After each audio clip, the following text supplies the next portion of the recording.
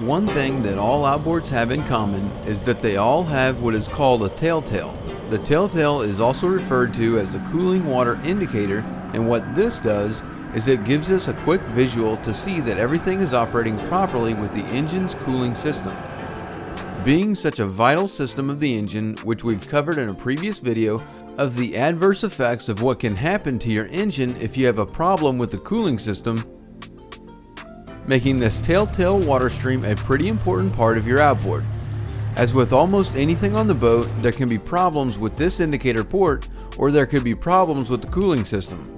If you ever notice that your indicator isn't putting out any water, there are a couple of things you can do quickly to make sure you avoid having any serious issues.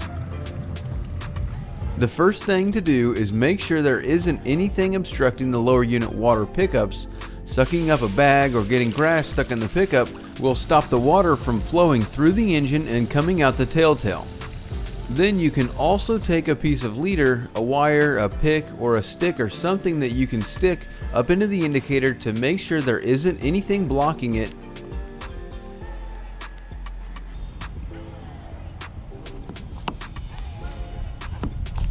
And if you still can't get the flow of water to come back, it will be time to perform the process that we're going to be doing on this Yamaha F350 that is having this issue. If you haven't already, please hit that like button for the YouTube algorithm to let YouTube know to show this video to other boaters. It really helps us out. And back on the 350, though there are times that the engine will pee some, most of the time, and especially at idle, it won't pee at all. You probably already know that whenever you raise the RPM of the engine, the impeller on the lower unit spins faster and creates more water pressure, which will give a steadier stream of water from the telltale. But we already know that this engine has a brand new impeller and nothing wrong with the water intake system.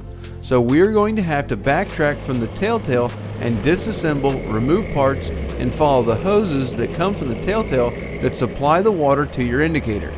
Diagnostics 101, you could say. This process will be the same no matter what engine you have. It will just change in variances of hoses and items because different brands and models put water out to the telltale in a wide variety of ways.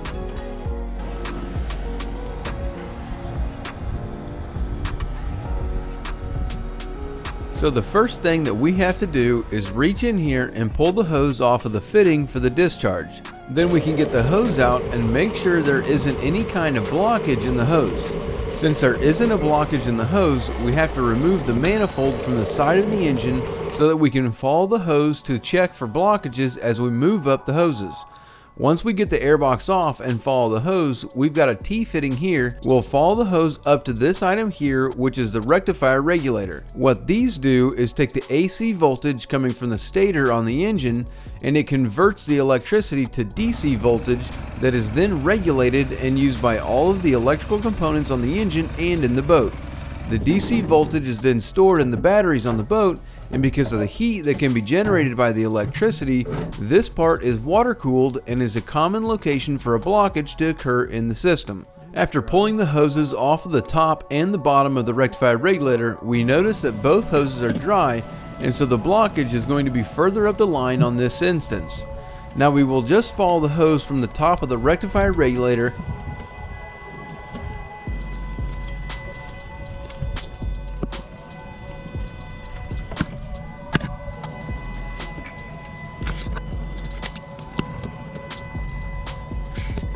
and follow it to where it goes into this port on the front of the engine, which is a section of the engine designed to help and cool the air that is in the manifold. Cold air is denser than hot air, and therefore it helps when it comes to the engine regulating the air and fuel mixture that it uses to run the engine. But we won't go into all that. Instead, we'll just take the hose off and look for blockages and then reinstall it to the intake air cooler, and then reinstall the manifold with the hose sticking out the top so that we can run the engine and see if we are getting water through the intake cooler and down to the rectifier regulator.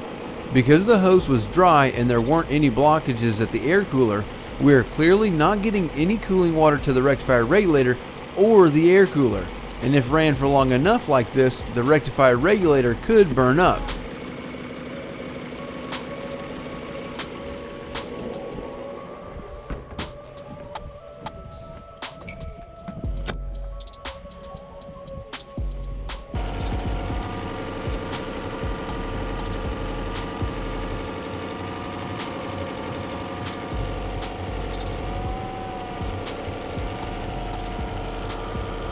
So we need to continue following the hose to the other side of the air cooler, meaning that we need to take off the port side air manifold as well so that we can follow the hose from the air cooler to the back of the VST, which we'll have to pull off so that we can get to the fuel cooler that is located on the back of it. Once we get to here and get the hose pulled off of the fuel cooler on the back of the VST,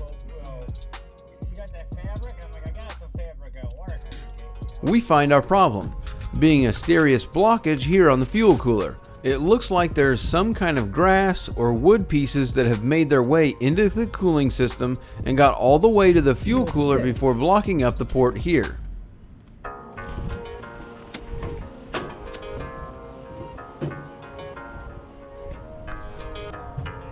So now we just need to remove the back of the fuel cooler here and see how bad the blockage inside of the fuel cooler is.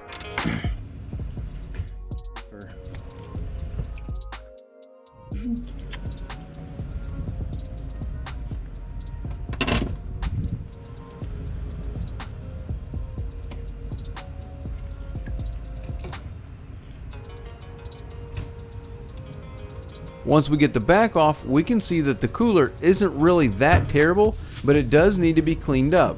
We need to get all of this slime out of here and then get the wood pieces out of the intake port of the cooler.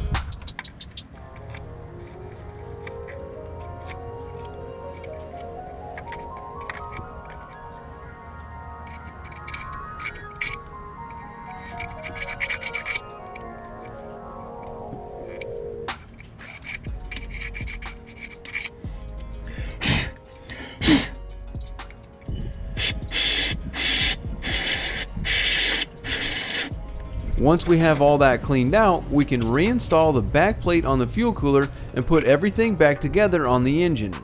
This way we can start the engine and see if we have the cooling water flowing again through all of these components on the engine.